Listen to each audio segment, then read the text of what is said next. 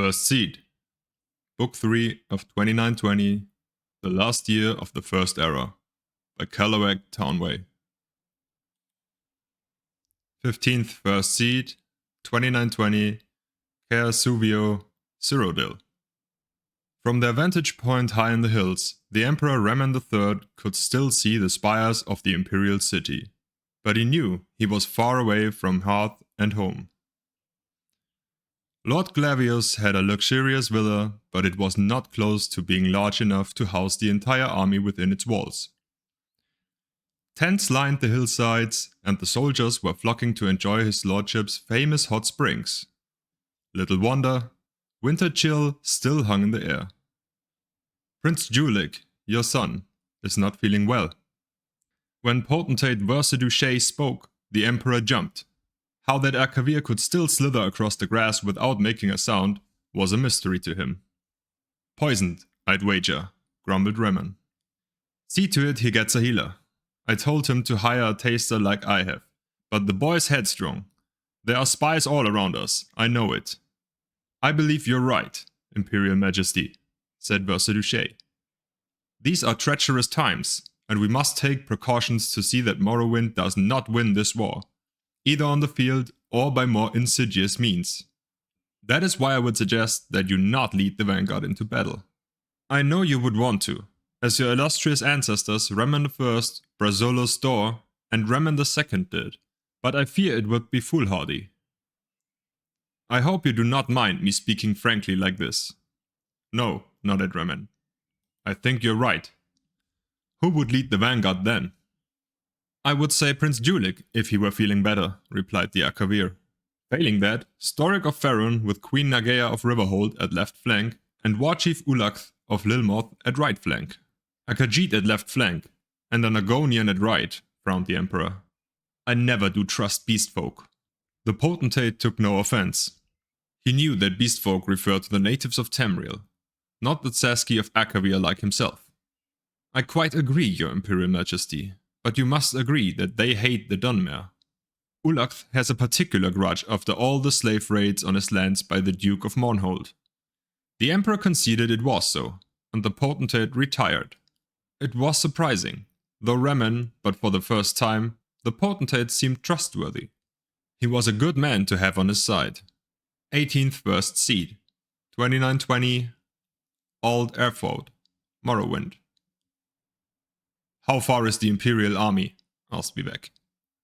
2 days' march, replied his lieutenant.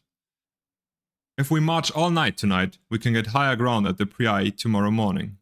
Our intelligence tells us the Emperor will be commanding the rear. Storic of Faerun has the vanguard, Nagea of Riverhold at left flank, and Ulakth of Lilmoth at right flank. Ulakth, whispered Vivek, an idea forming. Is this intelligence reliable? Who brought it to us? A Breton spy in the Imperial army, said the lieutenant and gestured towards a young, sandy-haired man who stepped forward and bowed to Vivek. What is your name, and why is a Breton working for us against the Cyrodiils? Asked Vivek, smiling. My name is Cassier Whitley of Dwynnon, said the man, and I am working for you because not everyone can say he spied for a god. And I understand it would be, well, profitable. Vivek laughed. It will be, if your information is accurate. 19th First Seed, 2920, Bodrums, Morrowind. The quiet hamlet of Bodrum looked down at the meandering river, the Pray. It was an idyllic sight, lightly wooded where the water took the bend around a steep bluff to the east with a gorgeous wildflower meadow to the west. The strange flora of Morrowind met the strange flora of Cyrodiil on the border and commingled gloriously. There will be time to sleep when you've finished. It was not enough that they had been marching all night. Now they were chopping down trees on the bluff and damming the river so its water spilled over. Most of them had reached the point where they were too tired to complain about being tired. Let me be certain I understand, my lord, said Vivek's lieutenant. We take the bluff so we can fire arrows and spells down on them from above. That's why we need all the trees cleared out. Damming the river floods the plain below, so they'll be trudging through mud, which should hamper their movement. That's exactly half of it, said Vivek approvingly. He grabbed a nearby soldier who was hauling off the trees.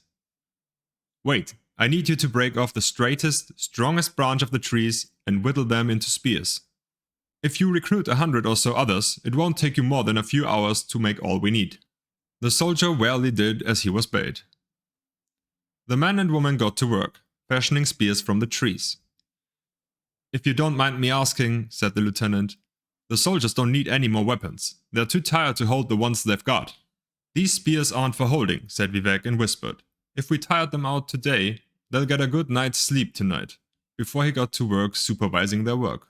It was essential that they be sharp, of course, but equally important that they be well balanced and tempered proportionally. The perfect point for stability was a pyramid, not the conical point of some lances and spears. He had the men hurl the spears they completed to test their strength, sharpness, and balance, forcing them to begin on a new one if they broke.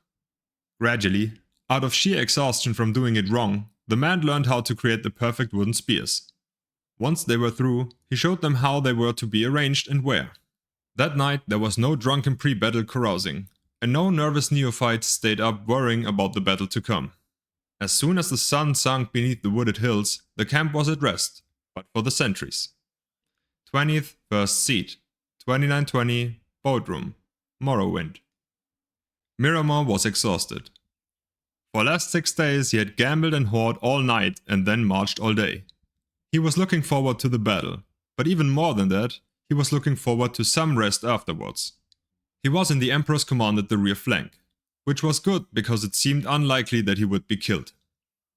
On the other hand, it meant traveling over the mud and waste the army ahead left in their wake. As they began the trek through the wildflower field, Miramore and all the soldiers around him sank ankle deep in cold mud. It was an effort to even keep moving. Far, far up ahead, he could see the vanguard of the army led by Lord Storic emerging from the meadow at the base of a bluff. That was when it all happened. An army of Dunmer appeared above the bluff like rising Daedra, pouring fire and floods of arrows down on the vanguard. Simultaneously, a company of men bearing the flag of the Duke of Mournhold galloped around the shore, disappearing along the shallow river's edge where it dipped to a timbered glen to the east. War Chief Ulach, nearby on the right flank, let out a bellow of revenge at the sight and gave chase. Queen Nagea sent her flank towards the embankment on the west to intercept the army on the bluff. The Emperor could think of nothing to do. His troops were too bogged down to move forward quickly and join the battle. He ordered them to face east towards the timber, in case Mournhold's company was trying to circle around through the woods. They never came out, but many men, facing west, missed the battle entirely. Miramore kept his eyes on the bluff. A tall Dunmer he supposed must have been Vivek gave a signal and the battle mages cast their spells at something to the west. From what transpired, Miramore deduced it was a dam. A great torrent of water spilled out, washing Nagea's left flank into the remains of the vanguard and the two together down the river to the east. The Emperor paused, as if waiting for his vanquished army to return, and then called a retreat. Miramore hid in the rushes until they had passed by and then waded as quickly as he could to the bluff. The Morrowind army was retiring as well back to their camp. He could hear them celebrating above him as he padded along the shore. To the east, he saw the Imperial army. They had been washed into a net of spears strung across the river. Nagea's left flank on Storic's vanguard, on Ulach's right flank. Bodies of hundreds of soldiers strung together like beads. Miramore took whatever valuables he could carry from the corpses and then ran down the river. He had to go many miles before the water was clear again, unpolluted by blood. 29th First Seed, 2920, Haggerty, Hammerfall. "You have a letter from the Imperial City," said the chief priestess, handing the parchment to Korda. All the young priestesses smiled and made faces of astonishment, but the truth was that Korda's sister Rija wrote very often, at least once a month. Korda took the letter to the garden to read it, her favorite place, an oasis in the monochromatic sand-colored world of the conservatorium. The letter itself was nothing unusual, filled with court gossip, the latest fashions which were tending to wine-dark velvets, and reports of the Emperor's ever-growing paranoia. "You are so lucky to be away from all this," wrote Rija. "The Emperor is convinced that his latest battlefield fiasco is all a result of spies in the palace. He has even taken to questioning me. Ruptka, keep it so you never have a life as interesting as mine."